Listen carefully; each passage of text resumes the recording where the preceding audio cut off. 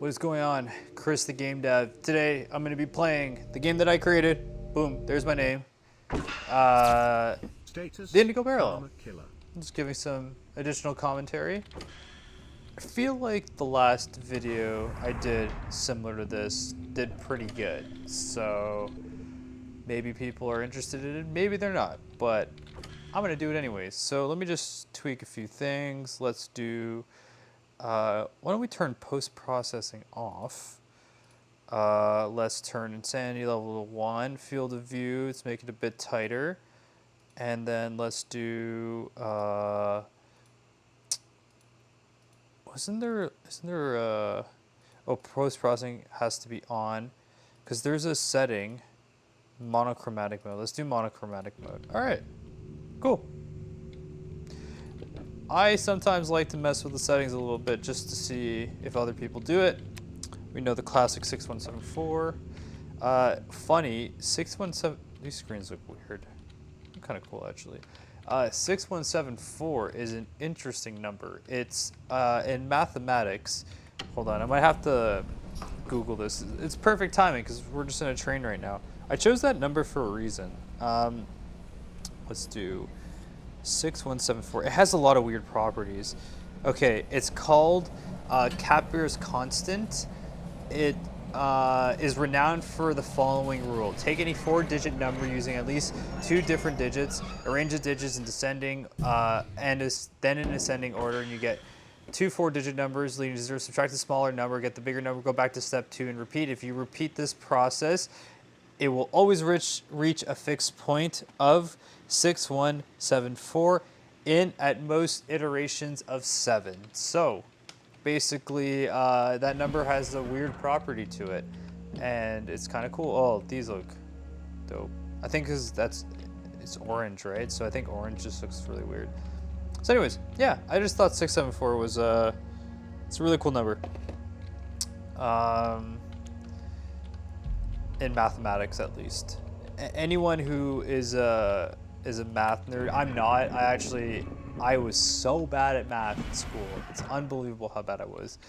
I didn't really apply myself in school that much. I was more like there just to, I can basically, like, when I was in school, and I don't know if this is for everyone, like, I basically know what grade I wanted. So like when I was in the earlier grades, like grade 9 and 10 or whatever, I would only get like whatever, like a 70, and I'd be like, if it's a 70, I'm not going to try more than a 70. And then later on I had to try a little harder because I wanted to get into university, so then I got like 80s and stuff. So it's like, but it was all by design. Like it was all by the amount of effort I put in, but I didn't put like extreme amount of efforts in to school, to be honest. I wasn't the best student. I wasn't the worst student either. Like I got my shit done, but anyways, I just did bad at math. I did so bad at math. This, okay, yeah. This mask destroys like this wall because I found a glitch that you can somehow, like, I don't know, I found a glitch that I need to fix that the like drill could block the entrance, so the mask had to be able to destroy a wall, and you just saw that there. Yeah, it's really funny though because even though was really bad at math. Again, I think I might have been good at math if I applied myself, but I didn't. I love programming. Oh my gosh. Programming to me is a lot of fun.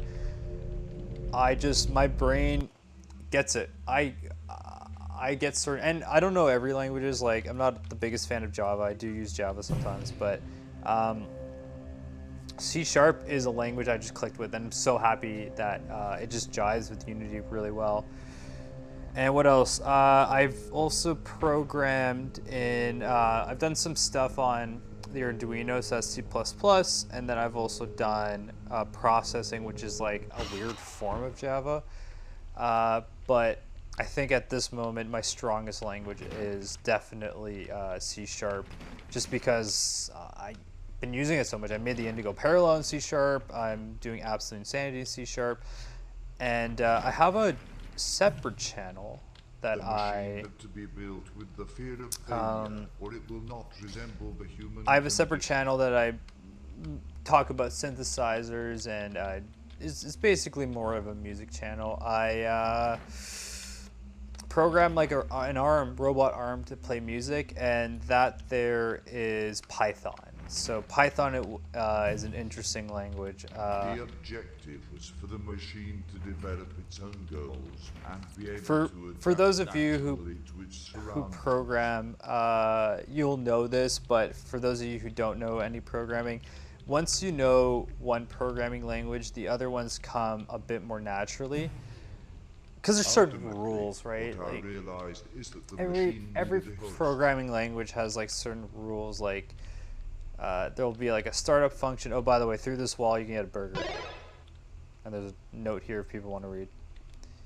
But yeah, it's just like once you know one programming language, it's a lot easier to pick up a second, third one. It's similar to languages. Like if you know how to speak a certain language, it might be easier to pick. If you know how to speak Mandarin, it's not like extremely difficult to pick up, like let's say Japanese. Or if you know Spanish, is not the most difficult, thing to pick up Portuguese. This So point, it's like choosing the right host is the most important. same with programming languages share a lot of DNA, and I just connected. It's unfortunate that I didn't do much programming in high school because I think I would have excelled at it. Perfect host. I did like computer science at one point, but we just touched Turing, like that programming language. We didn't do anything crazy in there. We just dabbled in that.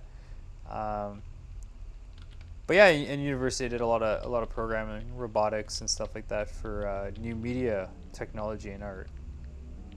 Yeah, when it comes to this like dev commentary, should I be commentary on the Indigo Parallel? Maybe let's try a different one. I'm just gonna ramble on about whatever the hell I feel like, and then I'll determine later on whether it was successful or not.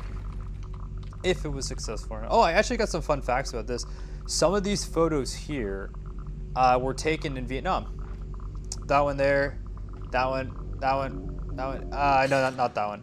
But like a lot of the Buddha imagery was, yeah, it was all, there were photos I took in Vietnam.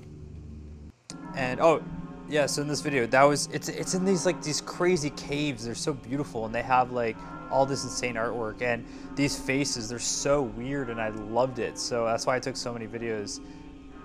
Except for I think, I can't remember, one of those might have been in Malaysia actually, but I think a lot of it's from, and this is an art gallery installation in, I saw that in Singapore, I believe. Yeah, that was in Singapore.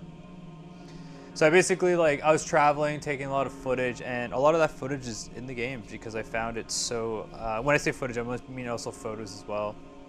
So I loved it. I thought the live action with the weirdness of the game really made something nice, made something interesting. And of course I was inspired by LSD Dream Emulator, of course everyone knows that. Status, do you like me now? Because like in LSD Dream Emulator, there's points where you just you cut to live action, and I just felt like it just worked. It was just so amazing to be playing the game, and you're like, this game's so weird, and then you cut to some live action stuff, but it all kind of I don't know. It was just something that I found really interesting, and also because I have a long history of working in film and YouTube, so I'm used to filming stuff. So when it comes to editing a little, it came so naturally. It wasn't forced. A lot of the time, in game development, you want to make stuff that's that comes naturally. If let's say you're terrible at programming, I don't know, generative mazes, and don't do it. You know what I mean? Or if you're not great at making artificial intelligent algorithms to make them in complex deep systems that all have to connect and know, but if you're not good at doing that, then don't do it, right?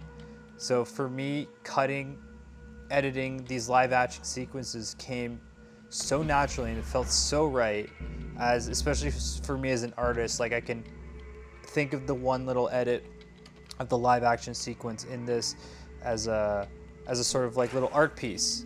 And then from there I was able to integrate in the game, and I felt like it worked quite a bit for the vibes, I guess. The vibes, man.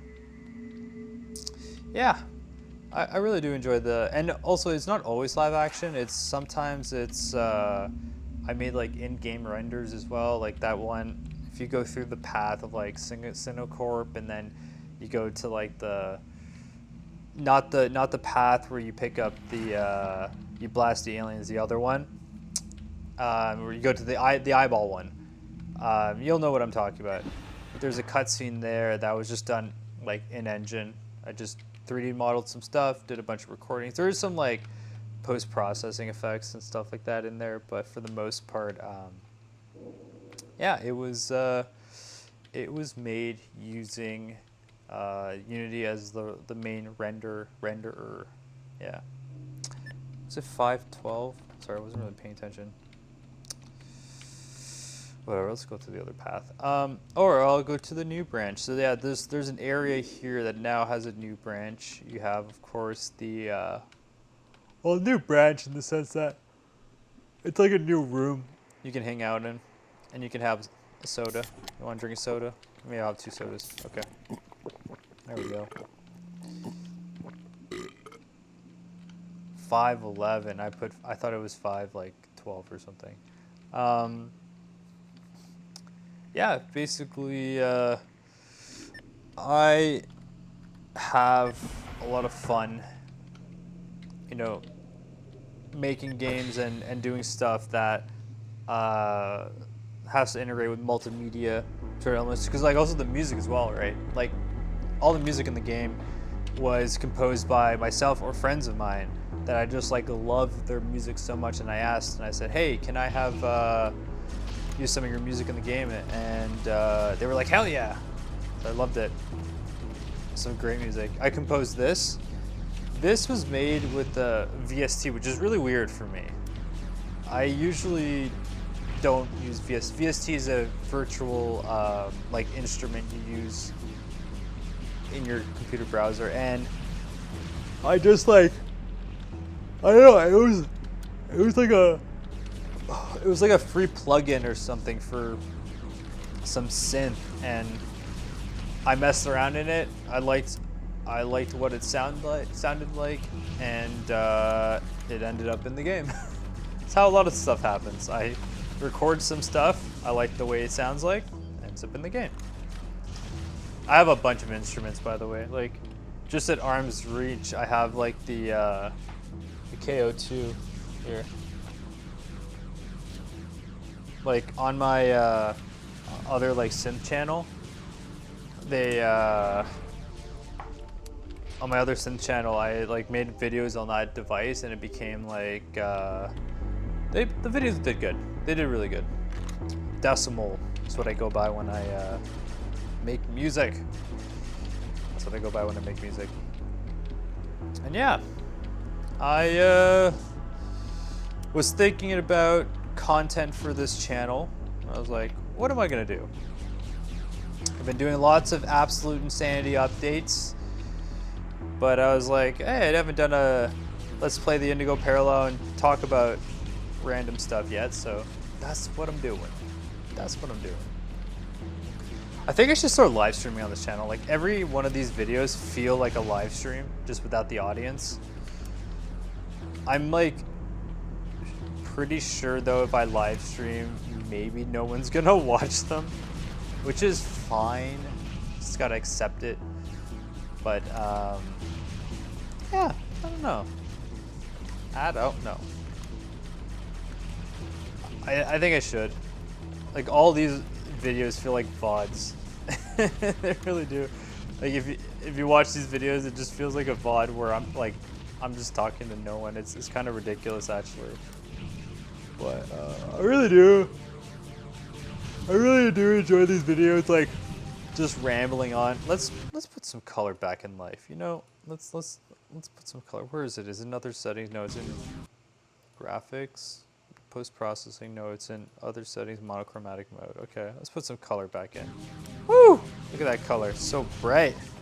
It's beautiful. Let's turn down insanity level. Yeah. It's all good. Now, wow, that looks like so much more interesting. Yeah, I enjoy chatting to the camera, you know. I think it's a nice way to, like, I don't know if anyone cares about these videos or care about me chatting to the camera, but I quite enjoy making these videos. It's low pressure, I feel like. When you're live streaming, I feel like there's a bit more pressure. You want to make sure all your equipment's working, and that because this if the video doesn't turn out well, I just don't post it or delete it. When it's a live stream, it's like, you're kind of need to be on it, and then you can interact with like the comments and stuff like that. So it is a bit different vibe, I guess. But yeah, I have to sometimes like make it really clear that I like to play games on this channel that aren't my own. And people are just like, oh my gosh, this game is so cool. And I was like, I didn't make it. It's a cool game, but it didn't make it. So I just want people to know that I do play my own games here. I do talk about updates to my future games, and I do also play other people's games that I do not make. That is sort of it's the gimmick of the channel. A little gimmick. Hey, but this channel's monetized now. That is like super amazing.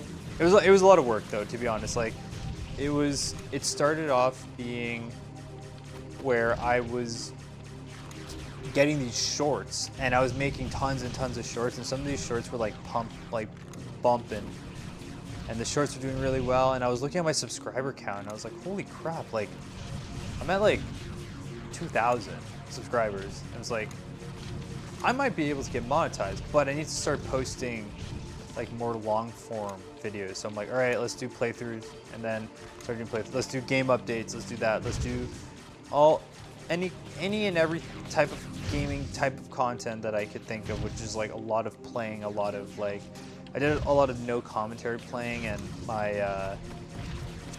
the games that I played, like the LSD Dream Emulator revamp videos did pretty good with no commentary. So I'm like, okay, let's do that. There's a lot of content with that. Like I played it like fully, all 365 days. Like that takes a while. And then make shorts and all this stuff, and then eventually got monetized. And it's, you know what? Once you get monetized once, it's easier to like do it again. This is my third monetized channel. I have one channel called like just Chris Danilon, which is like my last name, the Decimal, which is like the synth channel, and then I have this one, which is like dedicated to gaming, like heavily dedicated to gaming. And once you've done it once, it's like you can grind. You understand the grind, which means like you gotta get your sub count up, and then once you get your sub count up, you gotta get like everything, watch hours and just all that stuff.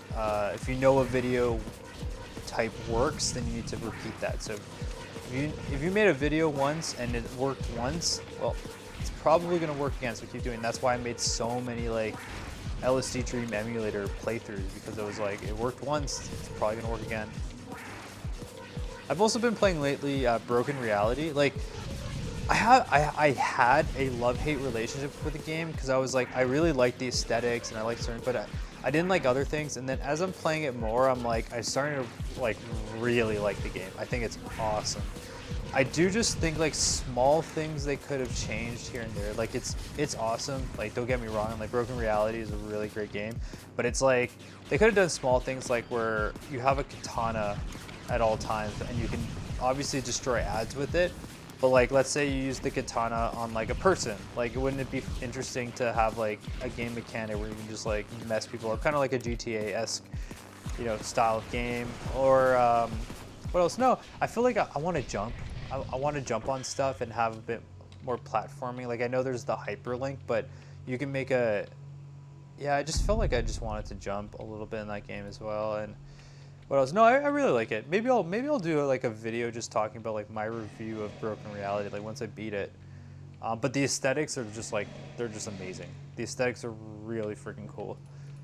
It's a good game. If you guys haven't played it, I would highly suggest checking out Broken Reality. And I've been playing it on the channel. Like I've been doing segments. Sometimes it's like an hour, sometimes it's like 20 minutes. I feel like the 20-minute, maybe 30, 40-minute segment is like the best like slot of time for a gameplay, because it's like when it's like an hour, like who really wants to watch like a full hour or something like that? I think it's just a nice little like contained sort of gameplay within like 20 something odd minutes is good enough. It's good enough.